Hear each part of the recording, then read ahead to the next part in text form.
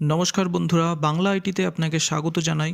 তো বন্ধুরা, আমরা এখন যে টিউটোরিয়ালটা দেখব সেটা হচ্ছে ক্লাউড কি সেই ব্যাপারে জানবো। ঠিক আছে, আপনি যে এডাব্লিউএস শিখছেন, এডাব্লিউএস সলিউশন আর্কিটেক্ট অ্যাসোসিয়েট যে কোর্সটা করছেন, ঠিক আছে, তো সেক্ষেত্রে ক্লাউড কি এই বিষয়টা তো আপনাকে অবশ্যই জানা দরকার। তো দেখুন, ক্লাউড কি এর ডেফিনেশন দেওয়ার জন্য আমি আপনাকে একটা এখানে ডায়াগ্রামের থ্রু দিয়ে বোঝাবো। ঠিক আছে, বিকজ যদি আমি হঠাৎ করে বলা শুরু করে দিই যে ক্লাউড এই, ক্লাউড সেই, ক্লাউড এই জিনিস হয়, তো হতে পারে যে ব্যাপারটা আপনার কাছে কঠিন লাগতে পারে। তো সেই জন্যে আমি এখানে সবার প্রথম একটা বেসিক একদম এক্সাম্পল দেবো, ইনফ্রাস্ট্রাকচার উইদাউট ক্লাউড। ঠিক আছে, ক্লাউড যদি না ইউজ করা হয়, ঠিক আছে, ক্লাউড আপনি ধরে নিন যে ক্লাউড নেই এখন, ঠিক আছে, ক্লাউড বলে কোনো কিছু নেই, তো তাহলে তার যে ইনফ্রাস্ট্রাকচার হয়, ঠিক আছে, একটা অফিসের কিভাবে ইনফ্রাস্ট্রাকচার হয়, তো সেইটা ব্যাপারে আমরা প্রথমে একটা ডিসকাস করব। তার জন্য আমি এখানে একটা ডায়াগ্রাম বানিয়েছি। এই ডায়াগ্রামটা আমি আপনাদেরকে এই জন্যই দেখাচ্ছি যাতে মানে যখন আমি বলবো আগে গিয়ে যে ক্লাউড কি, তাহলে সহজেই আপনি বুঝতে পারবেন। ঠিক আছে, তো চলুন দেখে নেওয়া যাক যে ডায়াগ্রামে আমি কি বোঝাতে চেয়েছি। তো যেটা এখানে দেখবো সেটা হচ্ছে ইনফ্রাস্ট্রাকচার উইদাউট ক্লাউড, আপনারা এখানে দেখতে পাচ্ছেন। তো সবার প্রথম এখানে যে ডায়াগ্রামটা দেখতে পাচ্ছেন, এটি একটি অফিসের ডায়াগ্রাম। ঠিক আছে, তো এখানে টোটাল একটা অফিসের ডায়াগ্রাম আছে। ধরে নিন এটি একটি আইটি কোম্পানি। ঠিক আছে, আমি এখানে যেমন লিখে রেখেছি new IT service related company. ধরে নিন একটা নতুন কোম্পানি যে আইটি রিলেটেড সার্ভিস দেওয়ার জন্য তার একটা নতুন কোম্পানি সে খুলছে। ঠিক আছে, এবার কি হয়েছে, সেই আইটি রিলেটেড যখন সার্ভিস দেবে তখন তাকে কি করতে হবে, তাকে নিজের ইনফ্রাস্ট্রাকচার রেডি করতে হবে। ইনফ্রাস্ট্রাকচার বলতে কি, অফিসের তো ইনফ্রাস্ট্রাকচার একটা থাকেই, ঠিক আছে, অনেক কিছু কিনতে হয়, ডেস্ক, কম্পিউটার, এইসব জিনিস, তো এগুলো কিন্তু আমি বলছি না। ঠিক আছে, আমি আইটি রিলেটেড যেই জিনিসগুলো সার্ভিস দেওয়ার জন্য যেই জিনিসগুলো কিনতে হবে, যেমন সার্ভার, তারপরে হচ্ছে পাওয়ার ব্যাকআপের জন্য নেটওয়ার্কিং রিলেটেড যে ডিভাইসেসগুলো হয়, ঠিক আছে, এই সব জিনিসের কথা বলছি। ঠিক আছে, তো সবার প্রথম কি করতে হবে, এখানে দেখুন, আমি এখানে ডায়াগ্রামে দেখি যে এখানে একটা ডিএনএস সার্ভার আছে। তো ধরে নিন এটা একটা কোম্পানি আছে যে 6টা সার্ভার কিনেছে। ঠিক আছে, সে যে কোনো একটা কোনো আইটি রিলেটেড কোম্পানি যে একটা সার্ভিস দেবে, তার জন্য তার এই 6টা সার্ভার দরকার। ঠিক আছে, তো সর্বপ্রথম সে একটা সার্ভার কিনেছে, সেটাকে ডিএনএস সার্ভার বানিয়েছে। এরপর একটা সার্ভার কিনেছে, সেটাকে অ্যাপ্লিকেশন সার্ভার হিসাবে সে ইউজ করছে। ঠিক আছে, এরপর আর একটা সার্ভার আছে, সে সেটাকে ডেটাবেস সার্ভার হিসাবে ইউজ করছে। ঠিক আছে, সে তার কোনো ক্লায়েন্ট আছে, তাদের ডেটাবেস এখানে স্টোর করে। এরপরে হয়তো একটা ব্যাকআপ সার্ভার রেখেছে, যারা এই সার্ভারগুলোর ব্যাকআপ রাখে। একটা ল্যাব টেস্টিং পারপাসের জন্য একটা সার্ভার রেখেছে, আর একটা পিবিএক্স সার্ভার রেখেছে, কল যে আসে, ঠিক আছে, কল সেন্টার টাইপের, যে কল সেন্টারে পিবিএক্স সার্ভার ইউজ হয়, তো কল ম্যানেজ করার জন্য পিবিএক্স সার্ভার একটা রেখেছে। ঠিক আছে, এখানে একটা বেসিক এক্সাম্পল দিয়েছি। তো এটা জেনারেলি যদি আপনি কোনো ফিজিক্যালি অফিস দেখেন, ঠিক আছে, যে অফিসগুলো নর্মালি ধরে নিন কোনো একটা আইটি কোম্পানি আছে, ঠিক আছে, তাদের বেসিক্যালি ইনফ্রাস্ট্রাকচার কিছুটা এরকম টাইপেরই হয়। হতে পারে তাদের কাছে সার্ভার আরও বেশি আছে, অথবা হতে পারে সার্ভার কম আছে। ঠিক আছে, তো এই ক্ষেত্রে কি হয় যে তাকে সার্ভারগুলো কিনতে হলো। ঠিক আছে, এবার সার্ভার যে কিনতে হবে, সার্ভারগুলোর প্রাইস তো কম না। ঠিক আছে, যদি আপনি একটা সার্ভার কিনতে চান তার প্রাইস অনেক পড়ে। ঠিক আছে, অনেক, মানে 1 লাখের কাছাকাছি মিনিমাম একটা সার্ভার পড়ে যাবে। ঠিক আছে, যদি আপনি মোটামুটি একটা কনফিগারেশন দিয়ে কেনেন। ঠিক আছে, মিনিমাম সার্ভারে কোনো ফিক্সড প্রাইস নেই। তো মোটামুটি 6টা সার্ভার যদি কিনতে যান, সেক্ষেত্রে আপনার অনেক টাকা পয়সা খরচা হবে। এটা গেল সার্ভারের খরচা। ঠিক আছে, এবার সার্ভার যে আপনি যেখানে লাগাবেন সেটাকে র্যাক বলা হয়। ঠিক আছে, আমি এখানে একটা চারকোনা দিয়ে বুঝিয়েছি। ঠিক আছে, এই যে বাইরে যে এটা দেখছেন, এটাকে র্যাক ধরে নিন। ঠিক আছে, মানে সার্ভারগুলো আপনি রাখবেন কোথায়, ইনস্টলেশন তো করতে হবে, তো ইনস্টলেশন করার জন্যও আপনাকে র্যাক কিনতে হবে, তো এই র্যাকের জন্য আপনাকে পয়সা খরচা করতে হবে। ঠিক আছে, এখানেও একটা র্যাক আছে ধরে নিন। এরপরে আপনাকে কি করতে হবে, সার্ভারগুলো 24 আওয়ার্স চলবে। এমন নয় যে আপনি অফিস খুললেন, তারপরে সার্ভারগুলো চালু করে দিলেন, আবার অফিস ছুটি হয়ে গেল, আপনি বাড়ি চলে গেলেন, সার্ভার বন্ধ করে দিয়ে চলে গেলেন। ঠিক আছে, তো এরকম কখনো পসিবল না। ঠিক আছে, তাহলে অনেক আপনার ইস্যু আসবে। আপনি যে আইটি রিলেটেড সার্ভিসগুলো দিচ্ছেন, সেই সার্ভিসগুলো তাহলে 24x7 অ্যাভেলেবেল হবে না, তাতে আপনার ব্যবসাও চলবে না। ঠিক আছে, তো এটা বাস্তবে কখনো সম্ভব হয় না। যদি আপনি সার্ভার ইউজ করেন, তো সার্ভার আপনাকে হামেশাই চালাতে হবে। তো তার জন্য কি দরকার, সার্ভারের জন্য আপনাকে 24x7 পাওয়ার দরকার, এখানে আমি লিখেছি। ঠিক আছে, পাওয়ার দরকার। ঠিক আছে, পাওয়ার বলতে ইলেকট্রিক সাপ্লাই যে পাওয়ার আসে, সেই পাওয়ারের কথা বলা হয়েছে। এরপরে যেটা দরকার সেটা হচ্ছে পাওয়ার ব্যাকআপ। ঠিক আছে, আপনার ধরে নিন বাই চান্স এই যে পাওয়ারটা আসছে, ঠিক আছে, পাওয়ারটা বাই চান্স কখনো ডাউন হয়ে গেল, হতেই পারে ডাউন। ঠিক আছে, আমি রিয়েল লাইফে আমি কাজ করেছি। ঠিক আছে, আমি জানি পাওয়ার হুটহাট করে অনেক সময় ডাউন হয়ে যায়। তো পাওয়ার যদি ডাউন হয়, তো সেক্ষেত্রে আপনাকে পাওয়ার ব্যাকআপ বলতে আমি ইনভার্টার বা যে জেনারেটরগুলো হয় অফিসে ইউজ করা হয় সেইগুলো আপনাকে কিনতে হবে, ঠিক আছে, সেগুলোরও অ্যারেঞ্জ করতে হবে। এরপরে কী করতে হবে, আপনাকে নেটওয়ার্ক ম্যানেজমেন্টের জন্য অনেক ডিভাইস কিনতে হবে। আমি এখানে জাস্ট একটা লিখে দিয়েছি নেটওয়ার্ক ম্যানেজমেন্ট, কিন্তু নেটওয়ার্ক ম্যানেজমেন্ট করার জন্য আপনাকে অনেক কিছু কিনতে হবে, যেমন রাউটার, সুইচ, এইসব জিনিস রিলেটেড জিনিসগুলো আপনাকে কিনতে হবে, ঠিক আছে। তো এই একটা গেল। এরপরে এসি কিনতে হবে আপনাকে। এসি কিসের জন্য লাগবে, এই সার্ভারগুলো যখন 24/7 চলবে, ঠিক আছে, তো এগুলো হিট জেনারেট করবে, ঠিক আছে। একটা সার্ভার যদি সারাক্ষণ চলতে থাকে তো সেটা গরম হতে থাকবে, ঠিক আছে। আর এখানে ধরে নিন 6টা সার্ভার আছে, তো 6টা সার্ভার যদি একটানা চলতে থাকে তো আপনি যেই জায়গাটা থেকে সার্ভার রাখবেন, ঠিক আছে, সেই জায়গাটার পরিবেশটা পুরো গরম হয়ে যাবে। তো গরম হলে কী হবে, সার্ভার হ্যাং হয়ে রিস্টার্ট হতে পারে বা বন্ধ হয়ে যেতে পারে। তো তার জন্য আপনাকে সবসময় এগুলোকে ঠান্ডা রাখতে হবে। এই জন্য আমি এখানে দুখানা এসির এক্সাম্পল দিয়েছি। হতে পারে এর থেকে বেশি এসি লাগানো যেতেও পারে, ঠিক আছে, আমি জাস্ট এখানে একটা এক্সাম্পল দিয়েছি। এরপরে কি হচ্ছে, এটা গেল একটা ইনফ্রাস্ট্রাকচার, ঠিক আছে, আমি একটা বেসিক ইনফ্রাস্ট্রাকচারের এক্সাম্পল দিয়েছি। তো এখানে আপনার লাস্টে তাহলে কী দাঁড়াচ্ছে, তাহলে আপনার এই যে এত কিছু আপনি যে করছেন এর পেছনে আপনাকে ভালো টাকা খরচা করতে হচ্ছে, ঠিক আছে। সার্ভার তো কিনছেন, সার্ভারগুলোর জন্যে খরচা আছে, পাওয়ারের জন্যে, প্লাস এই যে আপনি পাওয়ার নিচ্ছেন তার জন্য মাসে একটা ভালো বিল আসবে। তারপরে এখানে যে নেটওয়ার্ক ম্যানেজমেন্ট সিস্টেম, মানে নেটওয়ার্ক তো আপনাকে একটা দাঁড় করাতে হবে, তো তার জন্য আপনাকে ইন্টারনেট কানেকশনও নিতে হবে, তার জন্য আপনাকে একটা মাসে ভালো বিল দিতে হবে ইন্টারনেটের। তো এই যে খরচাগুলো টোটাল আছে কেনাকাটির, এগুলোকে কি বলা হয়, এগুলোকে বলা হয় কেপেক্স, ঠিক আছে। কেপেক্স মানে হচ্ছে একটা বিজনেস চালানোর সময়, ঠিক আছে, ধরে নিন আপনি একটা কোনো ব্যবসা করতে চাইছেন, এই ব্যবসা করার জন্যে আপনাকে ফিজিক্যালি যেই ইকুইপমেন্টগুলো কিনতে হবে, ঠিক আছে, মানে আপনি যে ইনভেস্ট করছেন সেই যে কেনাকাটির যে খরচা সেটাকে কেপেক্স বলা হয়, ঠিক আছে। আমি এখানে কেপেক্স নিয়ে খুব একটা ডিটেলসে যাচ্ছি না, বিকজ এটা এই টপিকের পার্ট না। আপনি যদি গুগলে সার্চ করেন কেপেক্স নিয়ে তাহলে আপনি অনেক কিছু পেয়ে যাবেন, ঠিক আছে। তো এটাকে কেপেক্স বলা হয়, ঠিক আছে। তো এটা গেল একটা ইনফ্রাস্ট্রাকচার। এরপরে আর কি কি এছাড়া খরচা হয়, ঠিক আছে, মানে এইগুলো তো একটা কেনাকাটির খরচা গেল, ইনফ্রাস্ট্রাকচার একটা গেল। এরপরে আসছে হচ্ছে আপনাকে কি করতে হবে, 24/7 এমপ্লয়িটা রাখতে হবে যারা এই সার্ভারগুলোকে দেখাশোনা করবে, ঠিক আছে। আপনার সার্ভারগুলো যে আপনি এখানে লাগিয়েছেন, এই সার্ভারগুলো তো এমনি এমনি চলবে না, এগুলোকে দেখাশোনা করার জন্য আপনাকে ছেলে রাখতে হবে বা এমপ্লয় রাখতে হবে যারা এই সার্ভারগুলোকে সবসময় মানে ঠিকঠাক যাতে চলছে কিনা সেগুলো দেখাশোনা করবে। এরপরে আপনাকে যেটা করতে হবে সেটা হচ্ছে ইলেকট্রিশিয়ান রাখতে হবে আপনাকে একটা, অন্তত মিনিমাম 2টো ইলেকট্রিশিয়ান তো রাখতে হবে 24/7 শিফটে, বিকজ হতে পারে যে কোনো সময় পাওয়ারের কোনো ইস্যু আসলো যার জন্যে ডাউন হয়ে গেল কোনো পাওয়ার সাপ্লাই, তখন প্রবলেম হতে পারে। তো তার জন্য আপনাকে শিফটিংয়ে একজন অন্তত দিনের বেলা, একজন অন্তত রাতেরবেলা রাখতেই হবে। এরপরে আছে ইলেকট্রিক বিল, ঠিক আছে। ইলেকট্রিক বিল হচ্ছে এই যে এতগুলো সার্ভার চলবে, প্লাস নেটওয়ার্কিং যে ডিভাইসেসগুলো চলবে, প্লাস এছাড়া যে আরও যে কম্পিউটার বা আপনি যাই লাগান তার জন্য আপনাকে একটা ভালো ইলেকট্রিক বিল দিতে হবে। প্লাস হচ্ছে আপনাকে কী দিতে হবে, এখানে ইন্টারনেট আর আইপির বিল আমি একটা লিখেছি। তো ইন্টারনেট, আপনি যখন এতগুলো সার্ভার চালাচ্ছেন তো নিশ্চয়ই আপনার ইন্টারনেট কানেকশনও দরকার, ঠিক আছে। তো ইন্টারনেটের জন্য আপনাকে ভালো একটা বিল দিতে হবে। প্লাস আপনি এখানে যে সার্ভারগুলো চালাচ্ছেন সেখানে যদি আপনার পাবলিক আইপির দরকার হয় তো আইপি কিনতে হবে, সেই আইপির জন্য আপনাকে আইপির একটা টাকা দিতে হবে, ঠিক আছে। এরপরে আছে কি এমপ্লয় স্যালারি, ঠিক আছে। আপনার কোম্পানি চলুক আর না চলুক, ঠিক আছে, আপনাকে স্যালারি তো দিতেই হবে, ঠিক আছে। এই যে এতগুলো মানে এমপ্লয় আপনাকে রাখতে হবে, এগুলো ম্যানেজ করার জন্য 24/7 শিফটে রাখতে হবে, যারা শুধু এই সার্ভারগুলোকে দেখাশোনা করবে, ঠিক আছে, যে ঠিকঠাক চলছে কি না বা এর মধ্যে যে অ্যাপ্লিকেশানগুলো চলছে সেগুলো ঠিকঠাক চলছে কি না সেগুলো দেখার জন্য যে এমপ্লয় থাকবে তাদেরকে আপনাকে তো মাসে গেলে স্যালারি দিতেই হবে, ঠিক আছে। এছাড়া আমি এখানে একটা অ্যান্ড মোর বলে লিখেছি। অ্যান্ড মোর বলতে আরও যে সব এক্সট্রা খরচা হতে পারে, যেমন ধরে নিন হচ্ছে কোনো সার্ভারের কোনো কিছু খারাপ হয়ে গেল, সেগুলো আপনাকে পাল্টাতে হচ্ছে, বা এসি সার্ভিসিং করাচ্ছেন তার জন্য আপনাকে মাসে একটা টাকা দিতে হবে, বা এই ধরনের যে আরও এক্সট্রা খরচা সেগুলোকে আমি অ্যান্ড মোর হিসাবে এখানে লিখেছি, ঠিক আছে। তো এই যে খরচাগুলো, ঠিক আছে, এগুলোকে আপনি ওপেক্স বলতে পারেন, ঠিক আছে।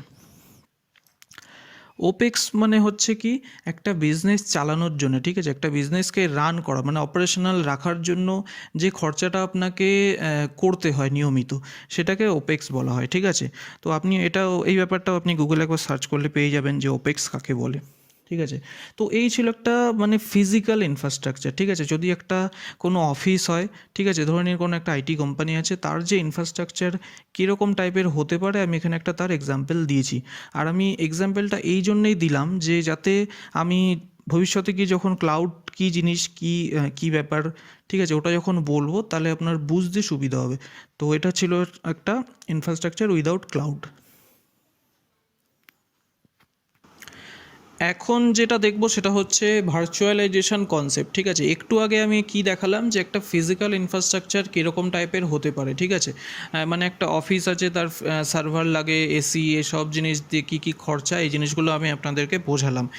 এইবার যেটা বোঝাবো সেটা হচ্ছে সেম ইনফ্রাস্ট্রাকচার, ঠিক আছে। একটু আগে আমি যে ইনফ্রাস্ট্রাকচার আপনাদেরকে দেখিয়েছি সেই সেম ইনফ্রাস্ট্রাকচার যদি আপনি ভার্চুয়ালি করেন তাহলে ব্যাপারটা কি হবে, খরচা কেমন কি আপনার বাঁচবে, ঠিক আছে, সেই ব্যাপারে একটা ডিসকাস করে নেব।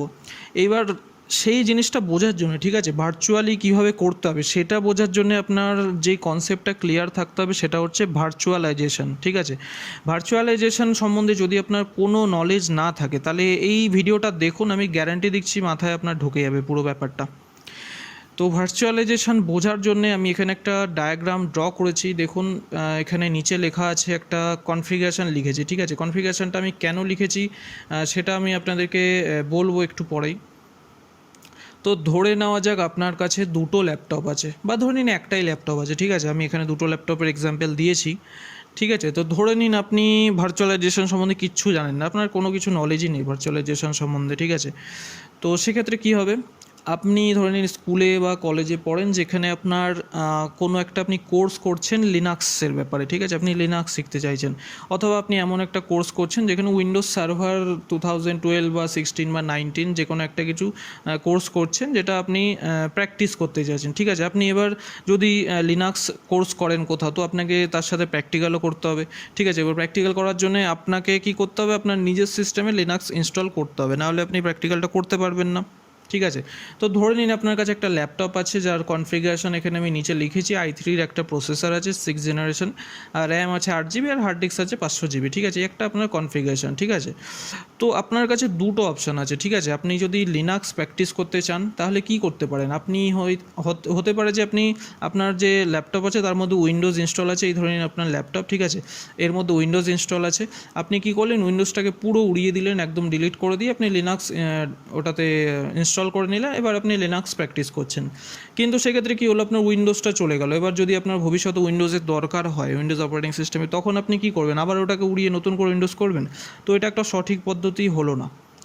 আর একটা কী অপশান আছে, আর একটা অপশান আছে ডুয়েল বুট। ডুয়েল বুটটা কী জিনিস, একটাই কম্পিউটার আছে বা ল্যাপটপ আছে যার মধ্যে দুটো অপারেটিং সিস্টেম চলবে, ঠিক আছে। অ্যাট এ টাইম চলবে না, যে কোনো মানে একটা টাইমে একটাই অপারেটিং সিস্টেম চালাতে পারবেন আপনি। তো সেক্ষেত্রে কী করতে হবে, আপনি ডুয়েল বুট করে নিলেন। ডুয়েল বুট একটা প্রসেস যেটা সম্বন্ধে আমি ভিডিও বানাবো পরে। ডুয়েল বুট করে কী করলেন যে আপনি একটা উইন্ডোজ ইনস্টল করে নিলেন আর একটা লিনাক্স ইনস্টল করে নিলেন। এবার যখনই আপনার সিস্টেম অন করবেন, আপনার সিস্টেম আপনাকে জিজ্ঞাসা করবে যে আপনি কী চালাতে চাইছেন, উইন্ডোজ না লিনাক্স। তো আপনি উইন্ডোজ করলে উইন্ডোজ চলবে, লিনাক্স করলে লিনাক্স চলবে, ঠিক আছে।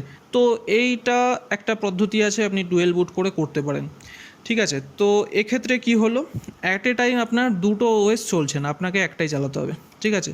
তো এই যে প্রসেসটা আছে এটা আপনার কার্যকরী হবে না, ঠিক আছে। এইবার এইখানে যে কনসেপ্টটা আছে, ঠিক আছে, আর একটা যে লাস্ট যে কনসেপ্টটা আছে যেটা আপনি করতে পারেন সেটা হচ্ছে আপনি কোনো থার্ড পার্টি সফটওয়্যার ইউজ করতে পারেন, ঠিক আছে। তো থার্ড পার্টি সফটওয়্যারগুলো কী জিনিস সেটা সম্বন্ধে এবার আমরা একটু জেনে নিই ভালো করে। দেখুন এখানে আমি একটা ল্যাপটপ এখানে দিয়েছি, যেখানে সবার প্রথমে কি আছে, একদম নিচে যেটা আছে এখানে আছে আপনার ল্যাপটপের মধ্যে একটা অপারেটিং সিস্টেম থাকবে অবশ্যই। আপনি যে ল্যাপটপটা ইউজ করছেন তার মধ্যে উইন্ডোজ অথবা লিনাক্স যে কোনো একটা অপারেটিং সিস্টেম থাকবে, ঠিক আছে।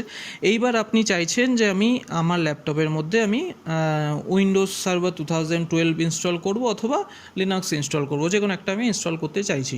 সেক্ষেত্রে আপনি কি করতে পারেন, আপনার কাছে তো একটা ওএস অপারেটিং সিস্টেম প্রথম থেকেই আছে, ঠিক আছে। তো ধরে নিন আপনার উইন্ডোজ 10 আছে, সাপোজ আপনার ল্যাপটপ আছে যে ল্যাপটপের মধ্যে উইন্ডোজ 10 আছে। এবার আপনি কি করলেন, একটা থার্ড পার্টি সফটওয়্যার আপনি সেখানে ইনস্টল করে নিলেন। সেই থার্ড পার্টি সফটওয়্যারটা কি, সেটা হচ্ছে ভিএমওয়্যার অথবা ওরাকেল ভার্চুয়াল বক্স। এই দুটো সফটওয়্যার খুবই মানে জনপ্রিয় সফটওয়্যার, আপনি হয়তো শুনেছেন বা ইউজ করেও থাকতে পারেন, ঠিক আছে।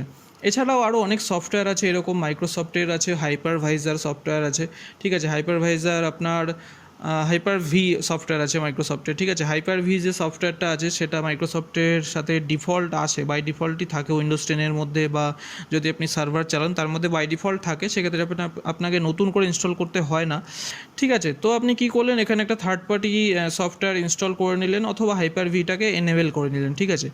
তো সেক্ষেত্রে কি হলো, এইটা করার পরে আপনাকে একটা ইন্টারফেস দেওয়া হবে। এই যে সফটওয়্যারটা আপনি ইনস্টল করবেন, এরা আপনাকে একটা ইন্টারফেস দেবে, ঠিক আছে। সেই ইন্টারফেসে আপনি কি করতে পারবেন, আপনি অন্য কোনো অপারেটিং সিস্টেম ইনস্টল করতে পারেন, ঠিক আছে। এই একটা লিনাক্সও ইনস্টল করতে পারেন অথবা উইন্ডোজ সার্ভার ইনস্টল করতে পারেন, ঠিক আছে। ডিপেন্ড করবে আপনার সিস্টেমের, মানে যে আপনার ল্যাপটপ বা ডেস্কটপ আছে তার কনফিগারেশনের উপর ডিপেন্ড করে। তো এই জন্য আমি এখানে কনফিগারেশন লিখেছি।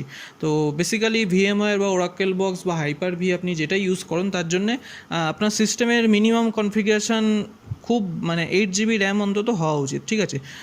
তো এই একটা প্রসেস গেল, ঠিক আছে। আপনি এই পদ্ধতিতেও করতে পারেন। তো এইখানে যে টোটাল যে ব্যাপারটা হলো, ঠিক আছে, আপনি যে অপারেটিং সিস্টেম চালাচ্ছেন, এখানে কি হচ্ছে যে আপনার উইন্ডোজও চলছে, ঠিক আছে। আপনার যে মেইন অপারেটিং সিস্টেম আছে, এই যে আপনার মেইন অপারেটিং সিস্টেম উইন্ডোজ হোক বা লিনাক্স হোক, সেটা তো চলছেই, ঠিক আছে। তার উপরে আপনি এই যে সফটওয়্যারটা আছে এটা ইনস্টল করেছেন, ঠিক আছে। এটা একটা থার্ড পার্টি সফটওয়্যার ভিএমওয়্যার বা ওরাকেল ভিএম বক্স, এটা ইনস্টল করেছেন। এর ওপরে কী হচ্ছে, আপনার আরও দুটো বা একটা অপারেটিং সিস্টেম চলছে, ঠিক আছে।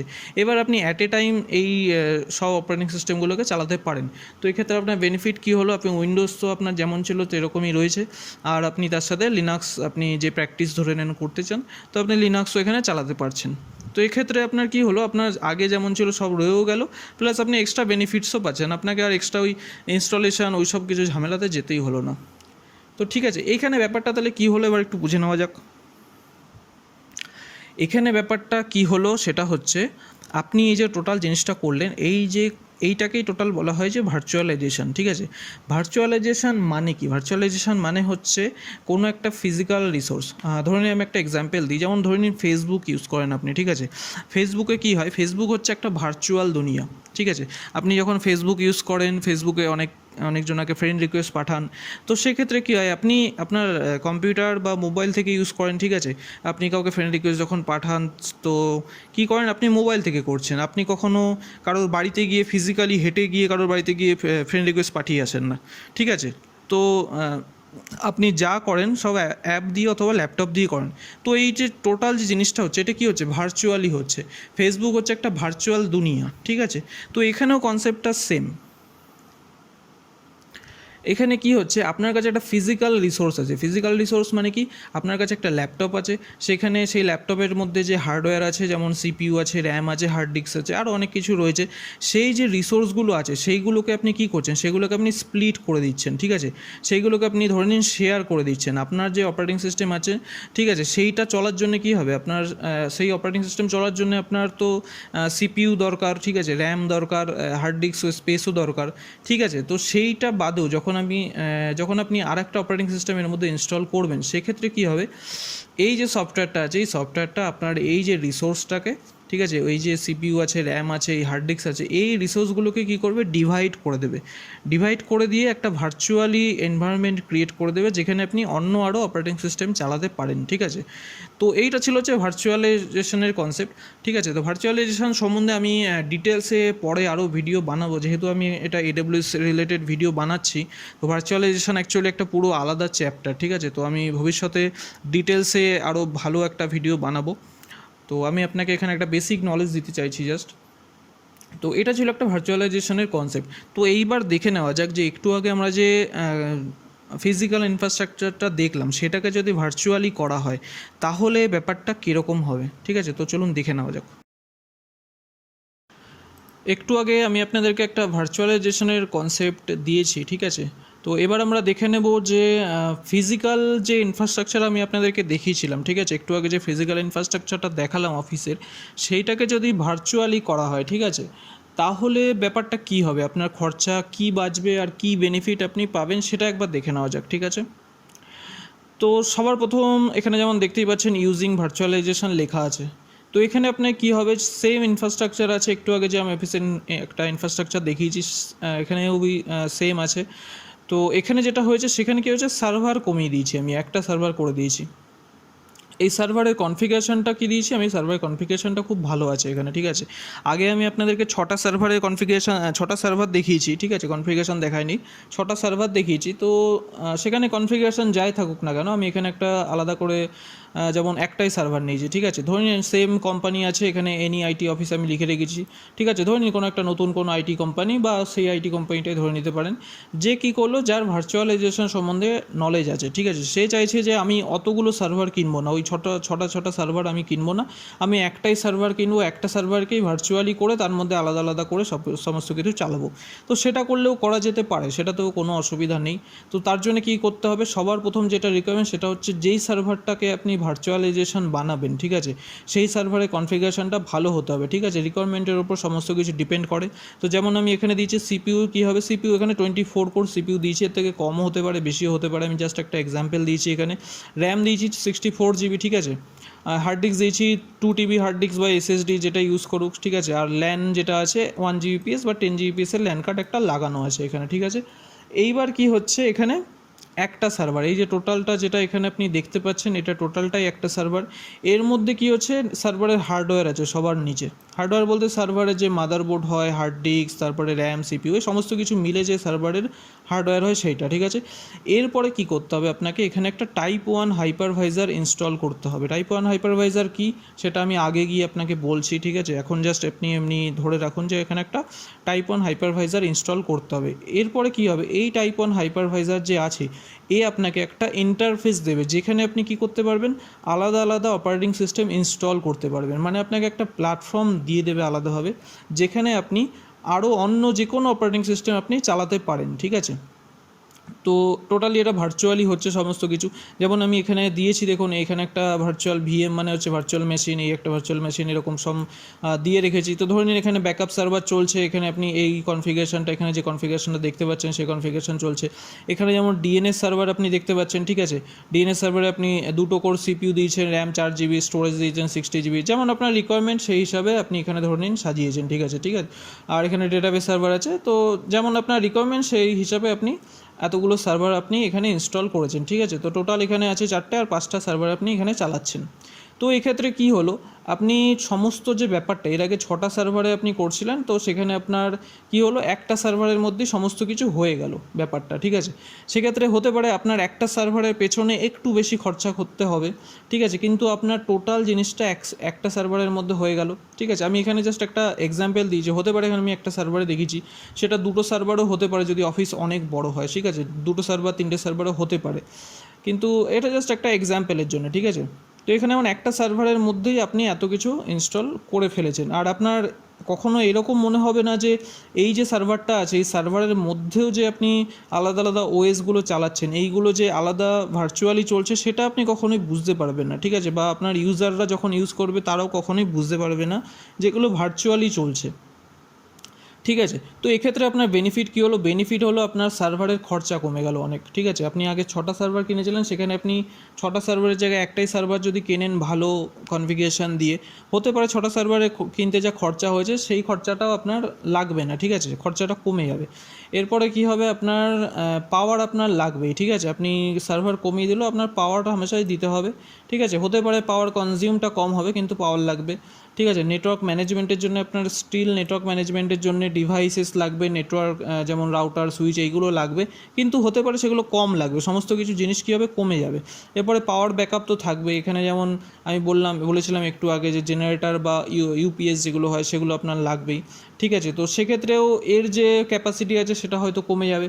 আর অন্তত একটা এসি তো আপনাকে লাগাতেই হবে, কারণ এই যে সার্ভারটা আছে এটা যে সবসময় চলবে, সেটাও হিট হবে, তো তার জন্য মিনিমাম অন্তত একটা এসি তো থাকা দরকার।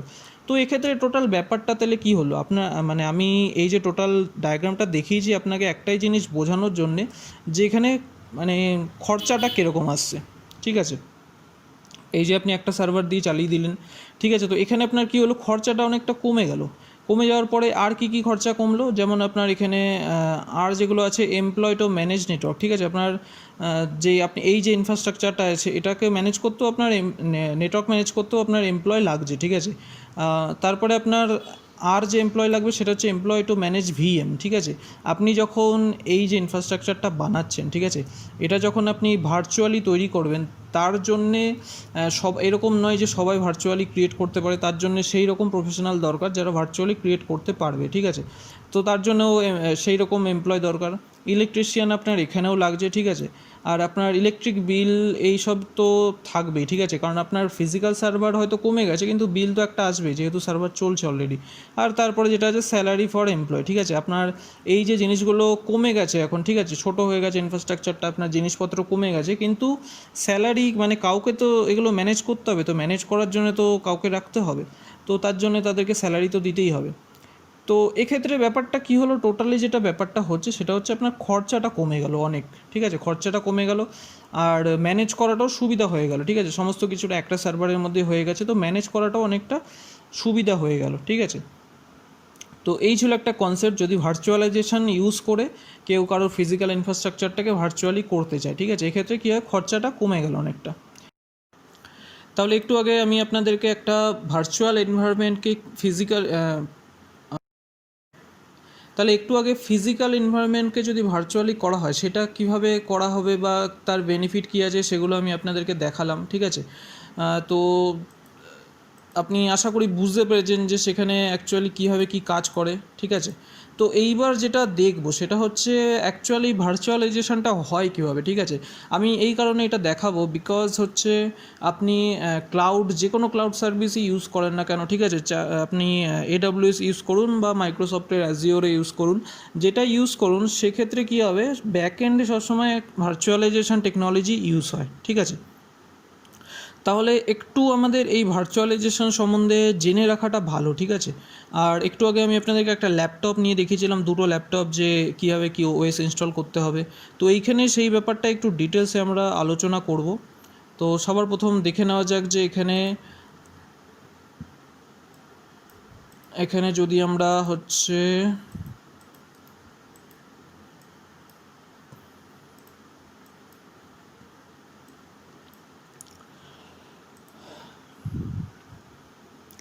তাহলে এখানে দেখে নেওয়া যাক যে ভার্চুয়ালাইজেশনটা অ্যাকচুয়ালি ব্যাকএন্ডে কীভাবে কাজ করে, ঠিক আছে। দেখুন, এই জিনিসগুলো আমি আপনাকে এই কারণেই বলছি বিকজ এই যে টপিকগুলো আছে, ঠিক আছে, ভার্চুয়ালাইজেশন, এই জিনিসগুলো আপনাকে AWS-এ কেউ কোথাও শেখাবে না। আমি আপনাকে এই কারণেই বলছি বিকজ হচ্ছে যখন আপনি ক্লাউড ইউজ করবেন, ঠিক আছে, ক্লাউড যখন আপনি ইউজ করবেন এই জিনিসগুলো যদি না জানেন তাহলে আপনি কখনো বুঝতেই পারবেন না অ্যাকচুয়াল মানেটা ক্লাউড ইউজ করার, ঠিক আছে, যে আমি ক্লাউডটা অ্যাকচুয়ালি ইউজ করছি কেন। আমি ক্লাউড ইউজ তো নাও করতে পারি, আমি ফিজিক্যাল সার্ভার কিনেও তো করতে পারি, কিন্তু আমি ক্লাউড কেন ইউজ করব। তো সেই জিনিসগুলোকে বোঝার জন্য এই যে আমি এখন যেই ডায়াগ্রাম দিয়ে যেই টপিকগুলো বোঝাচ্ছি এইগুলো একটা কনসেপ্ট থাকা খুব দরকার, ঠিক আছে। তো সেই জন্যই আমি আপনাকে এই সব জিনিসগুলো বোঝাচ্ছি। তো এখন যেটা দেখবো সেটা হচ্ছে ভার্চুয়ালাইজেশন কীভাবে অ্যাকচুয়ালি হয়, ঠিক আছে, ওর ডিটেলসে একটু আমরা জানবো, ঠিক আছে। তো সবার প্রথম ভার্চুয়ালাইজেশন সম্বন্ধে আমি আপনাকে একটু আগেই বলেছি, একটা ফেসবুকের এক্সাম্পল দিয়েছিলাম, ঠিক আছে। তো ভার্চুয়ালাইজেশন মানে হচ্ছে কি, কোনো আপনার কাছে ফিজিক্যাল রিসোর্স আছে, ঠিক আছে, আমি কম্পিউটারের ল্যাঙ্গুয়েজে বলছি, ঠিক আছে। ভার্চুয়ালাইজেশন যে কনসেপ্ট আছে ওটা অনেক জায়গাতে ইউজ হতে পারে, তো আমি এক্ষেত্রে আপনাকে কম্পিউটারের ল্যাঙ্গুয়েজে বলছি, ঠিক আছে। তো সেটা হচ্ছে কি, সেটা ধরুন আপনার কাছে একটা ফিজিক্যাল রিসোর্স আছে। ফিজিক্যাল রিসোর্স মানে কি, সেটা হচ্ছে আপনার কম্পিউটার হতে পারে বা ল্যাপটপ হতে পারে, ঠিক আছে। তো তার একটা ভালো কনফিগারেশন আছে, আপনি কি করছেন, কোনো একটা থার্ড পার্টি সফটওয়্যার ইউজ করছেন বা কোনো একটা অ্যাপ্লিকেশান ইউজ করে কী করছেন, আপনার যে ফিজিক্যাল রিসোর্স আছে সেইটাকে আপনি ডিভাইড করে দিচ্ছেন, ঠিক আছে। ফিজিক্যাল যে সিপিইউটা তো সিপিইউর মতোই আছে, কিন্তু সেই একটা সিপিইউকে মাল্টিপল অপারেটিং সিস্টেম ইউজ করতে পারবে। কি হচ্ছে, সিপিইউটা এখানে কি হচ্ছে, শেয়ার হয়ে যাচ্ছে। মানে ধরুন দুটো অপারেটিং সিস্টেম আছে, আপনার ল্যাপটপে আপনি দুটো অপারেটিং সিস্টেম ইনস্টল করেছে, অ্যাট এ টাইম দুটোই চলছে, এক্ষেত্রে কী হচ্ছে, সিপিইউটা শেয়ার হয়ে যাচ্ছে দুটোর মধ্যে, ঠিক আছে। আর র্যাম যে আছে র্যামটাও শেয়ার হয়ে যাবে, যে স্পেস আছে হার্ড ডিস্কের সেটাও শেয়ার হবে।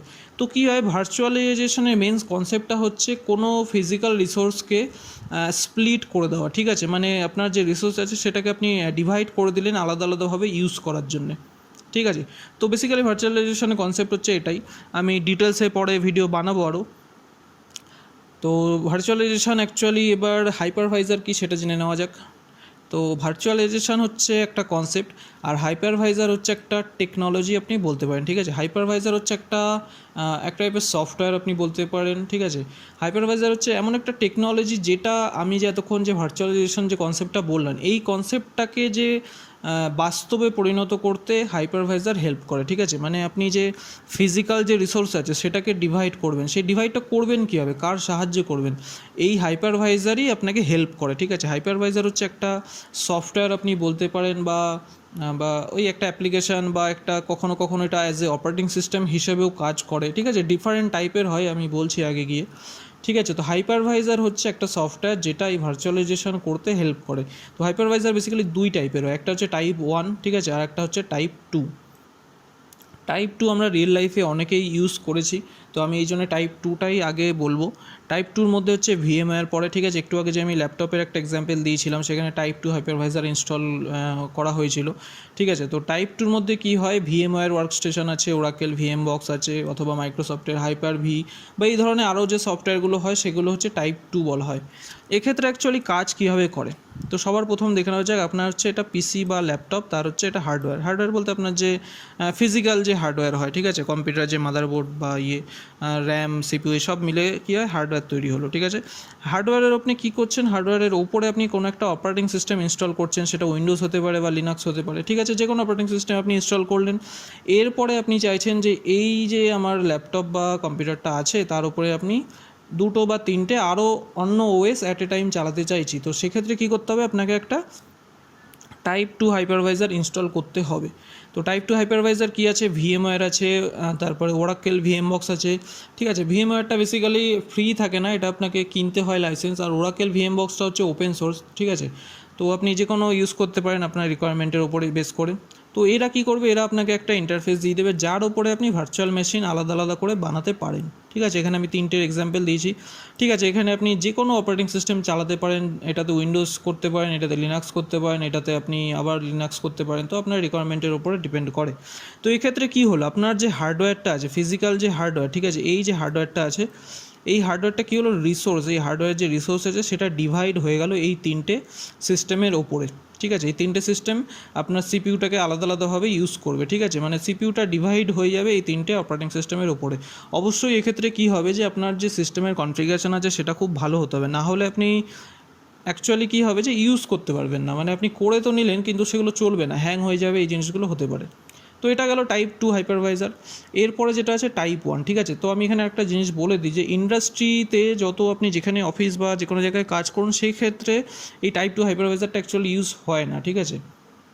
রিয়েল লাইফে টাইপ 2 হাইপারভাইজার ইউজ হয় না, টেস্টিং পারপাসের জন্য ইউজ হতে পারে, বা কখনো কখনো ইউজ হয় কিন্তু সেই হিসাবে ইউজ হয় না, ঠিক আছে। বেসিক্যালি যেটা ইউজ হয় সেটা হচ্ছে টাইপ 1 হাইপারভাইজার।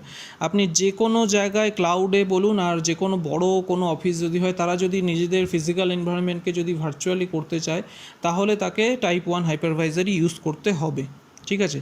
তো টাইপ 1 হাইপারভাইজারের মধ্যে কীভাবে কাজ হয়, ঠিক আছে, এটাও আমি একটু বলে দিই। তো সবার প্রথম কী হয়, অ্যাকচুয়ালি টাইপ 1 হাইপারভাইজার যেটা আছে সেটা আপনি আপনার কম্পিউটারেও করতে পারেন, এমন না যে এর জন্য আপনাকে একটা সার্ভার কিনতে হবে, ঠিক আছে। অবশ্যই সার্ভারে করতে হয়, কিন্তু এমন না যে আপনার কাছে যে ল্যাপটপ আছে বা কম্পিউটার আছে তাতে চলবে না। যদি আপনার কনফিগারেশন খুব ভালো হয় তাহলে তাতেও চলবে, কিন্তু সেক্ষেত্রে অনেক প্রবলেম আসবে, ঠিক আছে। তো বেসিক্যালি এখানে কাজটা কী হবে, এখানে সবার প্রথম হার্ডওয়্যার আছে, ঠিক আছে। হার্ডওয়্যার বলতে আপনার যদি সার্ভার হয় এটা, তাহলে সার্ভারের হার্ডওয়্যার হবে আপনার সার্ভারের মাদারবোর্ড হবে, হার্ড ডিস্ক হবে, র্যাম, সিপিইউ, এই সমস্ত কিছু মিলে সার্ভারের হার্ডওয়্যার হলো। এরপরে কী করতে হবে, আপনাকে একটা টাইপ 1 হাইপারভাইজার ইনস্টল করতে হবে। টাইপ 1 হাইপারভাইজার কী আছে, ইএসএক্সআই যেটা আছে সেটা হচ্ছে ভিএমওয়্যারের, ঠিক আছে। একটু আগে আমরা এখানে দেখেছি একটা ভিএমওয়্যার ওয়ার্কস্টেশন আছে, ঠিক আছে, এখানে দেখতে পাচ্ছেন ভিএমওয়্যার ওয়ার্কস্টেশন। তো এটাও একটা ভিএমওয়্যারের প্রোডাক্ট, আর ইএসএক্সআই যেটা আছে এটাও একটা ভিএমওয়্যারেরই প্রোডাক্ট, ঠিক আছে। তো বেসিক্যালি এই দুটোই ফ্রি না, দুটোই আপনাকে পেড লাইসেন্স কিনতে হবে। তো ইএসএক্সআই হচ্ছে টাইপ 1 হাইপারভাইজার। এরপর আছে প্রক্সমক্স, ঠিক আছে, প্রক্সমক্স হচ্ছে একটা টাইপ 1 হাইপারভাইজার। এরপরে মাইক্রোসফটের আছে হাইপার ভি, ঠিক আছে। তো এইগুলো আপনাকে যে কোনো একটা ইনস্টল করতে হবে, আপনার রিকোয়ারমেন্টের ওপর ডিপেন্ড করে আপনি কারটা ইউজ করবেন, ঠিক আছে। এরপর কী হবে, এরা আপনাকে একটা ইন্টারফেস দেবে, ঠিক আছে। সেই ইন্টারফেসের থ্রু দিয়ে আপনাকে আপনি অন্য যে ভার্চুয়াল মেশিন আছে সেগুলো আপনি এই সার্ভারের উপরে ইনস্টল করতে পারেন। ঠিক আছে, আপনাকে একটা ইন্টারফেস দিয়ে দেবে যে আপনি যদি অন্য কোনো অপারেটিং সিস্টেম ইনস্টল করতে চান, সেটা কতগুলো করতে চান টোটালি আপনার উপর ডিপেন্ড করে। আমি এখানে ছখানা দিয়েছি, ঠিক আছে। তো আপনি তার উপরে অপারেটিং সিস্টেমগুলো ইনস্টল করতে পারেন, ঠিক আছে। তো এই যে টাইপ 1 হাইপারভাইজার আছে, এই টাইপ 1 হাইপারভাইজারটা কেমন, এই ক্ষেত্রে ডিফারেন্সটা দেখুন। এখানে কি হচ্ছে, সার্ভার আছে, সার্ভারে হার্ডওয়্যারের উপরেই ডাইরেক্ট টাইপ 1 হাইপারভাইজারটা ইনস্টল হয়ে গেল, ঠিক আছে। এই ক্ষেত্রে কি হয়েছে, আপনার প্রথমে হার্ডওয়্যার আছে, হার্ডওয়্যারের ওপরে আপনার যে কোনো একটা উইন্ডোজ বা লিনাক্স অপারেটিং সিস্টেম থাকতে হবে, তার উপরে গিয়ে আপনার ভিএমওয়্যার বা ওরাকেল ভিএম বক্সটা ইনস্টল করতে হবে এবং তার উপরে আপনার ভার্চুয়াল মানে মেশিনগুলো চলবে। কিন্তু এই ক্ষেত্রে সেরকম কিছু না, এই ক্ষেত্রে ডাইরেক্ট যে আপনার হার্ডওয়্যার থেকে হার্ডওয়্যারের উপরেই আপনার টাইপ 1 হাইপারভাইজার ইনস্টল হবে। এই জন্য আমি একটু আগে এটাকে অ্যাজ এ অপারেটিং সিস্টেমও বলেছিলাম, বিকজ এটা অ্যাজ এ অপারেটিং সিস্টেমও অ্যাক্ট করে, ঠিক আছে। তো যখন আপনি ফিজিক্যালি যখন ভবিষ্যতে আমি যখন ভিডিও বানাবো আপনাকে দেখাবো, বেসিক্যালি আপনি যদি উইন্ডোজ 10 বা লিনাক্স ইনস্টল করতে পারেন, সেক্ষেত্রে কী হয়, আপনাকে একটা আইএসও ফাইল ডাউনলোড করতে হয়, করে সেটাকে বুটেবল করতে হয় পেন ড্রাইভে বা ডিভিডি ড্রাইভে, তারপরে আপনি সেটাকে বুট করেন। তো এই ক্ষেত্রেও সেম একই প্রসেস, ঠিক আছে। টাইপ 1 হাইপারভাইজার পুরো সেম টু সেম একই জিনিস, আপনাকে আইএসও ফাইল ডাউনলোড করতে হবে, পেন ড্রাইভে বুটেবল বানাতে হবে, বুটেবল বানিয়ে আপনি সার্ভারের মধ্যে ওটাকে বুট করবেন, ঠিক আছে। বুট করার যে প্রসেস একই, সব কিছু সেম, কিন্তু যে ইনস্টলেশন যে হওয়ার প্রসেস, ঠিক আছে, সেইগুলো টোটালি আলাদা হবে, ঠিক আছে। সেগুলো আপনি করলে হয়তো বুঝতে পারবেন, ঠিক আছে। তো সেইগুলো আমি দেখাবো ভবিষ্যতে, একটা ভিডিও বানাবো এর ওপরে, ঠিক আছে। তো এখানে টাইপ 1 হাইপারভাইজারটা ইনস্টল হবে, এরপরে কী হবে, আপনাকে একটা ইন্টারফেস ক্রিয়েট করে দেবে, ঠিক আছে। এই যে টোটাল যে আপনি ইনস্টল করলেন, ঠিক আছে, আপনাকে একটা ইন্টারফেস দিয়ে দেবে, সেই ইন্টারফেসের থ্রু দিয়ে আপনি অন্য কোনো ভার্চুয়াল মেশিন তো বানাতে পারবেন, ঠিক আছে। সেই ভার্চুয়াল মেশিনটা এই সার্ভারের ওপরেই তৈরি হবে, এই সার্ভারের যে রিসোর্স আছে সেই রিসোর্সটাকে ডিভাইড করেই আপনার ভার্চুয়াল মেশিনটা এখানে তৈরি হবে, ঠিক আছে। তো বেসিক্যালি এইভাবেই টোটাল ভার্চুয়ালাইজেশনটা কাজ করে কম্পিউটারের দুনিয়ায় যদি আপনি দেখেন, ঠিক আছে। তো ক্লাউডে যখন আপনি কোনো ক্লাউড সার্ভিস আপনি ইউজ করবেন, ঠিক আছে, সেটা AWS হোক বা মাইক্রোসফট অ্যাজুয়ারে হোক বা গুগল হোক, তাদের ক্ষেত্রে কি হয়, তারা আপনাকে একটা মানে ইন্টারফেস দিয়ে দেবে, ঠিক আছে। সেই ইন্টারফেসটা আপনি কী করবেন, ব্রাউজারের থ্রু দিয়ে অ্যাক্সেস করছেন, ঠিক আছে। এবার আপনার যা কাজ করা, ভার্চুয়াল মেশিন বানানো বা যা কাজ করা, সেগুলো আপনি করছেন, কিন্তু ব্যাক এন্ডে একটা ফিজিক্যাল সার্ভার থাকে, ঠিক আছে। সেই যে ফিজিক্যাল সার্ভারের যে কনসেপ্টটা, ঠিক আছে, তো সেই কনসেপ্টটা কিছুটা এইরকম টাইপেরই হয়, ঠিক আছে।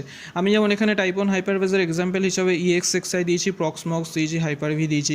এরকম আরও টাইপ 1 হাইপারভাইজার আছে, যেমন AWS নিজের জন্য, ঠিক আছে, ইউজ করে, সেটা হচ্ছে সিট্রিক্স ইউজ করে, ঠিক আছে। আপনি যদি গুগলে সিট্রিক্স লিখে সার্চ করেন তাহলে আপনি পেয়ে যাবেন। এরপরে আছে এরকম টাইপের মানে হাইপারভাইজার অ্যামাজন ইউজ করেন, ঠিক আছে। নাইট্রো সিস্টেম বলে একটা হাইপারভাইজার আছে যেটা AWS ইউজ করে, ঠিক আছে। তো এরকম ডিফারেন্ট ক্লাউড সার্ভিস নিজেদের মতো আলাদা আলাদা হাইপারভাইজার ইউজ করে, তারা নিজেরা ডিজাইন করে নেয়, ঠিক আছে। তো এটা ছিল টোটাল একটা কনসেপ্ট, কীভাবে ভার্চুয়ালাইজেশন করে সমস্ত কিছু ব্যাপারটা হয়। তো এই জিনিসগুলো আমি আপনাদেরকে এই কারণেই বোঝালাম, যাতে ক্লাউড জিনিসটা কি সেটা বুঝতে সুবিধা হয়, ঠিক আছে। এই যে ব্যাপারগুলো আমি বুঝিয়ে দিয়েছি, যদি আপনি ঠিকঠাক সমস্ত কিছু বুঝে থাকেন, তাহলে আপনি এইবার যে আমি বলবো ক্লাউড কি, ক্লাউডের বেনিফিট কী আছে, তাহলে আপনার কী হবে, কনসেপ্টটা পুরো ক্লিয়ার হয়ে যাবে একদম, আপনার কোনো অসুবিধা হবে না ক্লাউড সার্ভিস বুঝতে, ঠিক আছে। তো চলুন দেখে নেওয়া যাক এবারে ক্লাউড কী আর ক্লাউড আমরা ইউজ কেন করব। আমি আপনাদেরকে এতক্ষণ ধরে একটা ফিজিক্যাল ইনফ্রাস্ট্রাকচার দেখালাম, ঠিক আছে। একটা ফিজিক্যাল ইনফ্রাস্ট্রাকচার কীরকম হয়, তার কেমন কি খরচা হয় যদি বানাতে হয়, ঠিক আছে। তারপরে সেই ফিজিক্যাল ইনফ্রাস্ট্রাকচারটাকে যদি ভার্চুয়ালি করা হয় সেক্ষেত্রে বেনিফিট কী হতে পারে, ঠিক আছে। তো আর হাইপারভাইজার আর ভার্চুয়ালাইজেশন সম্বন্ধে একটু বেসিক কনসেপ্ট আপনাকে আমি দেওয়ার চেষ্টা করেছি, ঠিক আছে, যাতে আপনি ভবিষ্যতে গিয়ে বুঝতে পারেন ক্লাউড মানে ক্লাউড যখন আপনি শিখবেন আপনার যাতে কোনো অসুবিধা না হয়, ঠিক আছে। তো এইবার আমরা যেটা দেখব সেটা হচ্ছে ক্লাউড কি, ঠিক আছে। আপনি ক্লাউড ইউজ করবেন কেন, আপনি AWS সলিউশন আর্কিটেক্ট যে শিখছেন, ঠিক আছে, এই যে ক্লাউড সার্ভিস আপনি শিখছেন, সেটা আপনি অ্যাকচুয়ালি ইউজ কেন করবেন সেইটা এবারে আমরা একটু দেখে নেব। তো সবার প্রথম বলে দিই, আমি এখানে একটা ডায়াগ্রাম করেছি, প্রতিটা জিনিস আমি আপনাদেরকে ডায়াগ্রামের থ্রু দিয়ে বোঝানোর চেষ্টা করছি যাতে আপনার মানে বুঝতে খুব সুবিধা হয় ব্যাপারটা, ঠিক আছে। তো এখানে দেখুন একটা ডায়াগ্রাম আছে, আর আমি এখানে একটা লিখেছি অ্যামাজন ডেটা সেন্টার, ঠিক আছে। তো ডেটা সেন্টার মানে কি? ডেটা সেন্টার মানে হচ্ছে ধরে নিন কোনো একটা কোম্পানি আছে যার মানে যে ক্লাউড সার্ভিস দিচ্ছে তার অনেক সার্ভার আছে সেই ডেটা সেন্টারগুলোর মধ্যে, ঠিক আছে? মানে ডেটা সেন্টারে বেসিক্যালি অনেক সার্ভার, তারপরে নেটওয়ার্কিংয়ের ডিভাইস এই সব জিনিস থাকে বেসিক্যালি, ঠিক আছে? তো সেটা বিভিন্ন জায়গাতে তারা বানায়, ডিপেন্ড করে এটা, ঠিক আছে, কোম্পানির ওপরে। তো বেসিক্যালি এখানে কী হচ্ছে, ক্লাউড কী জিনিস সেটা আমরা জানবো।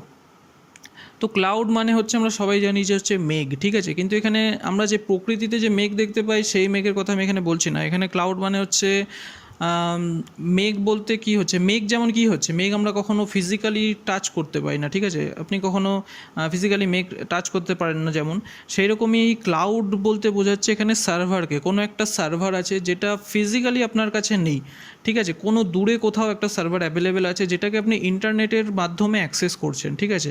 তো এই জন্য এটাকে বেসিক্যালি ক্লাউড বলা হয়, ঠিক আছে?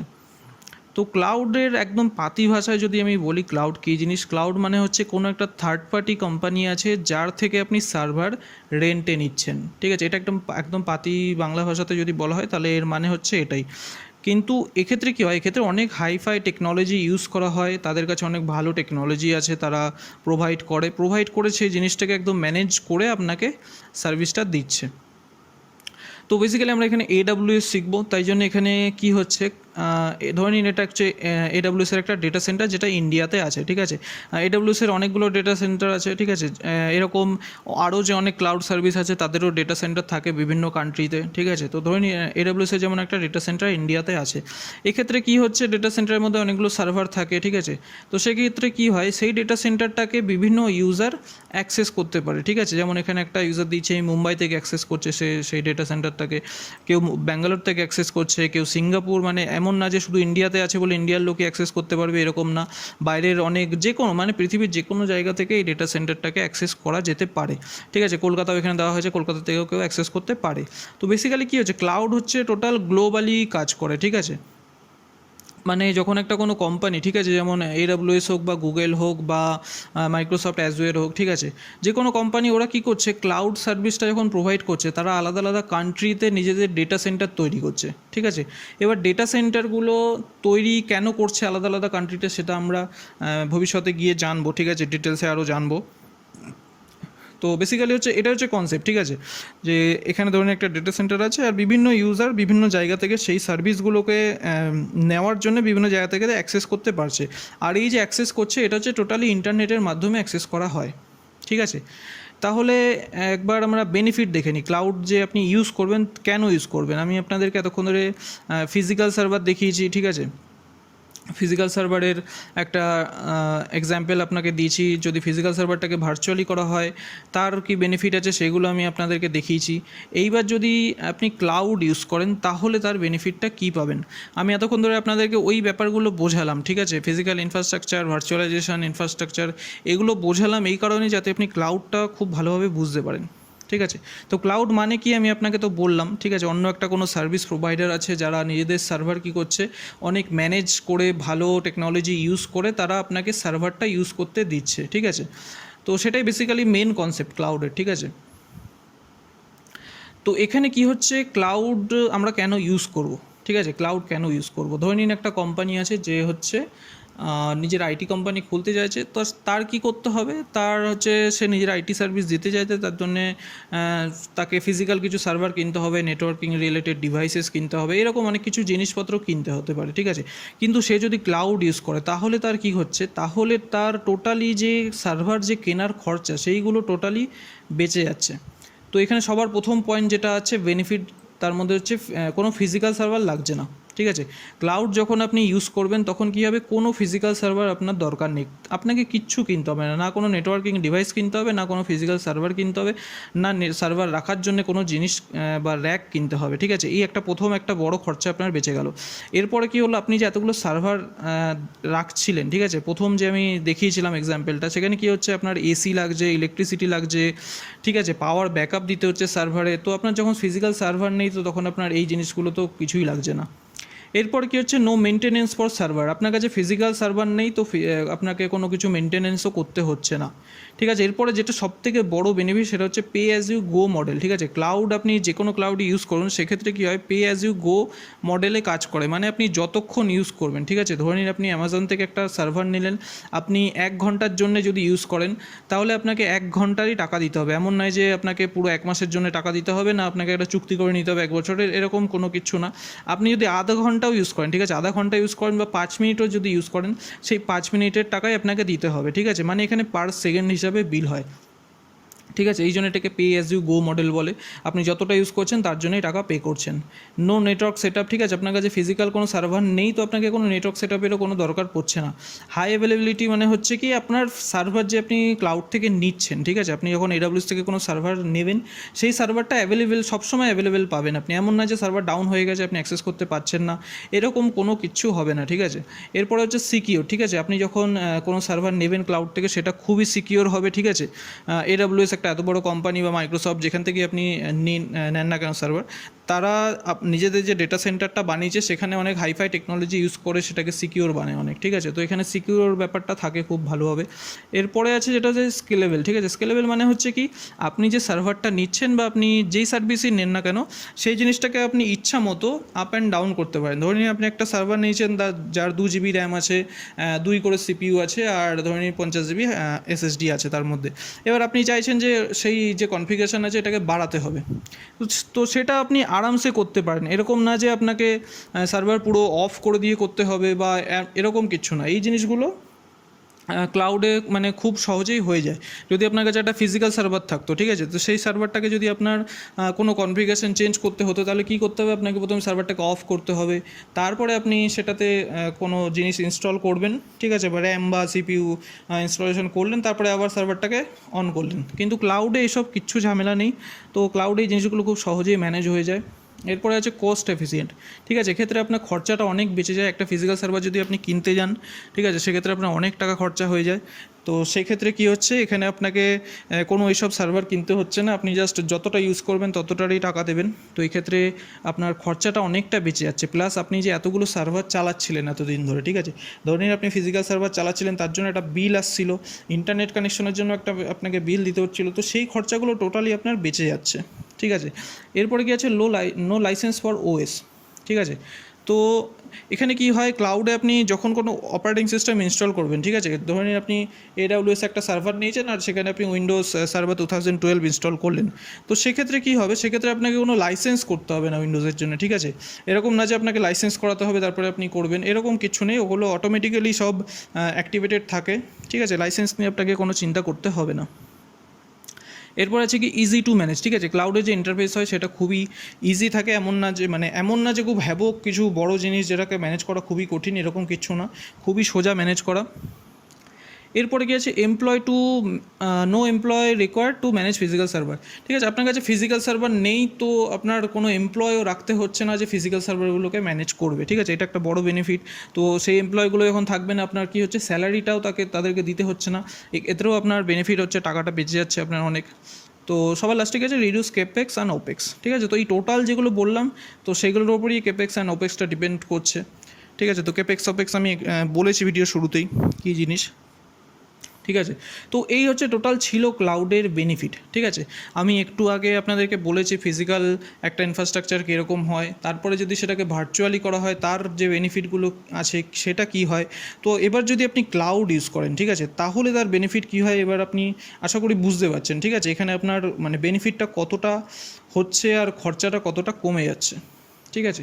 তো এটা ছিল টোটালি মানে ক্লাউড কী এবং ক্লাউড কেন আমরা ইউজ করব। আর এখানে আরেকটা জিনিস আছে যে ক্লাউড কীভাবে ম্যানেজ করব, ঠিক আছে। তো ক্লাউড দেখুন ম্যানেজ করার জন্য এমন না যে আপনাকে বিশাল বড় কিছু জিনিস করতে হবে, এমন না যে কোনো একটা আলাদা সিস্টেম লাগবে তার জন্যে, মানে যেখানে হাই কনফিগারেশন দরকার বা কোনো সফটওয়্যার লাগবে, এরকম কিচ্ছু জিনিস লাগবে না আপনাকে জাস্ট আপনার ব্রাউজার লাগবে, ঠিক আছে। এই হচ্ছে আপনার ব্রাউজার, যে কোনো ব্রাউজারে চলবে, ঠিক আছে, সেটা আপ টু ডেট হতে হবে। সেই ক্ষেত্রে কী হবে, আপনাকে একটা URL দেবে, ঠিক আছে, আপনি যারই ক্লাউড সার্ভিস নিন না কেন সে আপনাকে একটা URL দেবে যে এই URL-এর থ্রু আপনি আমাদের যে সার্ভিস আছে সেটাকে অ্যাক্সেস করুন। আপনি URL-টা নিলেন, ঠিক আছে, ইউআরএলটা খুললেন, সেখানে লগ ইন পাসওয়ার্ড এসব দিতে হবে। এরপরে কী হবে, আপনি যা যা সার্ভিস আছে সেগুলোকে কীভাবে কী ইউজ করতে হয় সেগুলো তো আমি দেখাবই, ঠিক আছে। তো এখানে ব্রাউজার লাগছে সবার প্রথম ম্যানেজ করার জন্য। সিএলআই থ্রু দিয়ে আপনি ক্লাউড সার্ভিস ম্যানেজ করতে পারেন, ঠিক আছে। কমেন্ড লাইন, ঠিক আছে, যে কমেন্ট প্রম্পট যেটা হয়, ঠিক আছে, সেটাও আমরা দেখব ভবিষ্যতে কীভাবে কী করা হয়, ঠিক আছে। আর যেটা হচ্ছে রিকোয়ারমেন্ট হচ্ছে ইন্টারনেট কানেকশন লাগে, ঠিক আছে। আর যে কোনো জায়গা থেকে আপনি অ্যাক্সেস করতে পারবেন, ঠিক আছে। ক্লাউড সার্ভিস কী হয়, যে ইন্টারনেট কানেকশন ছাড়া আপনি ক্লাউড সার্ভিস অ্যাক্সেস করতে পারবেন না, ঠিক আছে। আর এমন না যে ক্লাউড সার্ভিস ইউজ করার জন্য আপনার ইন্টারনেটের স্পিড প্রচণ্ড হাই হতে হবে, এরকম কিছু না। আপনার মোটামুটি যদি 1 MBPS-এরও কানেকশন হয় আপনি আরামসে ইউজ করতে পারবেন।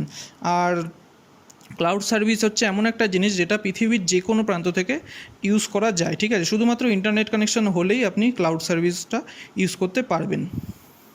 তো এইটা ছিল টোটালি মানে বেনিফিট, একটা ক্লাউড সার্ভিস আপনি কেন নেবেন বা এর ইনফ্রাস্ট্রাকচার কী টাইপের হয়, ঠিক আছে। এরপরে আমরা আরও ডিটেলসে জানবো, এর পরের ভিডিওতে আমি আপনাদেরকে ক্লাউডের যে আর্কিটেকচার আছে সেটা সম্বন্ধে ডিসকাস করব, ঠিক আছে। সবশেষে আপনাদের কাছে একটাই রিকোয়েস্ট করব যে প্লিজ আপনি আমার চ্যানেলটিকে সাবস্ক্রাইব করুন এবং বেল আইকনটিকে প্রেস করুন, যাতে ভবিষ্যতে আমি যা ভিডিও আপলোড করব সেগুলো আপনি নোটিফিকেশানে পেয়ে যান।